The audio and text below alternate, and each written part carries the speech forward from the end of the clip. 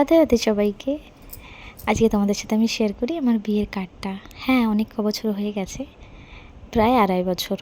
তো তারপরে আমি শেয়ার করলাম, কারণ এর আগে 2-1 বার ভেবেছিলাম বটে, কিন্তু আর হয়ে ওঠেনি, জানো তো। কিন্তু বিয়ে জিনিসটা আমার মনে হয় যে আমি যেই ফিলটা করতে পারি সেটা বোধহয় এই কদিন আগেকার। আমার মনে হয় সবাইকারই এটা এরকমই লাগবে হয়তো। তো আমার মনে হয় না যে এতদিন হয়ে গেছে। তো যাই হোক, দের আয়ে দুরুস্ত আয়ে। তো সেইটা ভেবেই আমি তোমাদের সাথে বিয়ের কার্ডটা শেয়ার করছি। আমার ইচ্ছা ছিল যে এরকমই বিয়ের কার্ড করানোর। তো অনেক খুঁজে পেতে আমার বাচ্চি এই কার্ডই কিন্তু আলটিমেটলি করানো হয়েছিল। মোটামুটি আমার বাবা মা সব ইচ্ছাই পূরণ করেছে, আর ভগবানের আশীর্বাদে সবই ইচ্ছা অনুযায়ী হয়েছে।